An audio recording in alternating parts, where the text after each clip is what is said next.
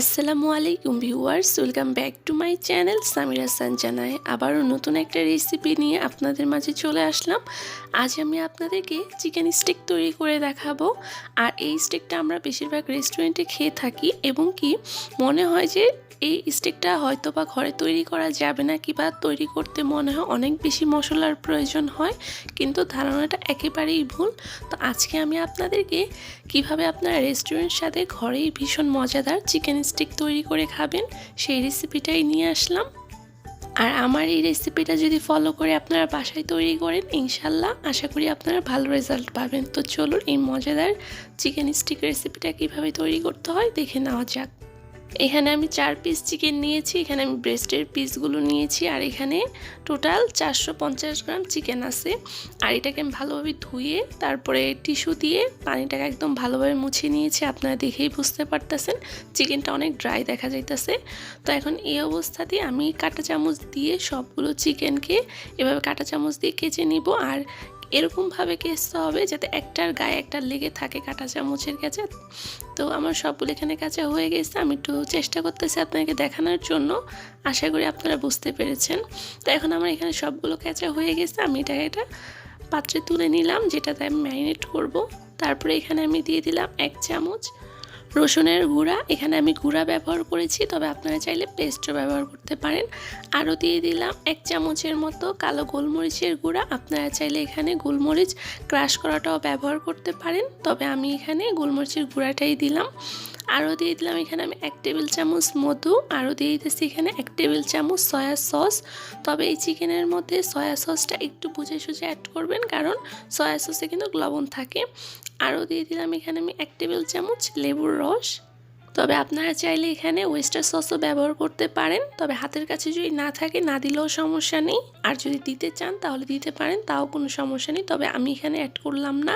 আরও দিয়ে দিলাম স্বাদ মতো লবণ। আরও দিয়ে দিয়েছি 1 টেবিল চামচ রান্নার রেগুলার তেল। এখন এখানে আমি সবগুলো উপকরণ দেওয়া হয়ে গেছে, এটাকে আমি ভালোভাবে একটু ধৈর্য সহকারে মিক্সড করে নিব। মিক্সড করা হয়ে গেলে এটাকে আমি 1 ঘন্টার জন্য ম্যারিনেটে রেখে দিব। তবে আপনাদের হাতের কাছে যদি সময় বেশি থাকে আপনারা 2-3 ঘন্টাও রাখতে পারেন, কোনো সমস্যা নেই। তো এই তো আমার এটা মিক্সড করা হয়ে গেছে। এখন এটাকে আমি ভালোভাবে ছড়িয়ে ম্যারিনেটে রেখে দিতেছি। ফিরে আসছি ঠিক 1 ঘন্টা পর। চলে আসলাম 1 ঘন্টা পরে। আর এখানে আমি একটা ননস্টিকি নিয়েছি, এর মধ্যে আমি রান্নার তেল 2 টেবিল চামচ দিয়ে দিলাম। আর তেলটা গরম হয়ে গেলে এখানে আমি চিকেনগুলো দিয়ে দিব। তবে চিকেনগুলো দেওয়ার সময় একটু সাবধানে দিবেন, কারণ তেলগুলো কিন্তু গায়ে ছিটে আসতে পারে, যেহেতু এটা গরম তেল। আর তেলটাকে হাই হিটে গরম করে নেওয়ার পরে আমি যখন চিকেনগুলো দিব ওই পর্যায়ে কিন্তু আমি চুলাটাকে মিডিয়ামে করে দিয়েছি। আর এগুলো দেওয়ার পরে আমি তেলটাকে আবার একটু ভালোভাবে ঘুরিয়ে নিব, যাতে চারিদিকে চিকেনের গায়ে তেলটা লেগে যায়। আর এটাকে আমি এখন ঢাকনা দিয়ে রেখে দিব।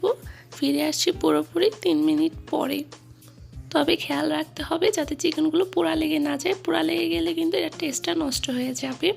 আর চলে আসলাম আবারও ঠিক 3 মিনিট পরে। আর এখন আমি এটাকে উল্টে পাল্টে দিব। আর এরকমই 2-3 বার উল্টে পাল্টে দিয়ে আমি এটাকে ঠিক 10 থেকে 12 মিনিট সময় নিয়ে ভেজে নিব মিডিয়াম আঁচে। তো ফিরে আসছি চিকেনটা পুরোপুরি রান্না হওয়ার পরে।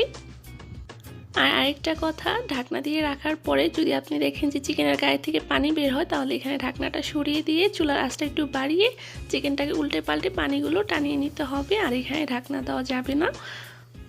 আর একটা কথা বলতে তো ভুলেই গেছি, চিকেনগুলো কিন্তু এটা ব্রয়লারের চিকেন, তাই অবশ্যই পানি উঠবে, তাই খেয়াল রাখতে হবে এই জিনিসটা। আর এখন এখানে আমি 50 গ্রাম বাটার দিয়ে দিব। আর বাটারটা দেওয়ার পরে আমি আরও 2-1 মিনিট সময় নিয়ে চিকেনগুলোকে উল্টে পাল্টে ভেজে নামিয়ে নিব। আর 2 মিনিট পরে আমি চিকেনগুলো তুলে নিতেছি। দেখুন কত সুন্দর একটা কালার হয়েছে, আর মাশাআল্লাহ দেখতেও খুবই সুন্দর হয়েছে। আপনারা দেখেই বুঝতে পারতেছেন এটা দেখতে কতটা সুন্দর হয়েছে, খেতেও তার চাইতেও বেশি সুস্বাদু ছিল। আশা করি আপনারা অবশ্যই এটা বাসায় ট্রাই করবেন, আর ট্রাই করে আমাকে কমেন্ট করে জানাবেন আমার আজকে এই সহজ চিকেন স্টিক রেসিপিটা আপনার কাছে কেমন লেগেছে। কারণ আপনাদের একটা লাইক এবং একটা কমেন্টে আমাকে ভালো ভালো কাজ করার উৎসাহ দেয়।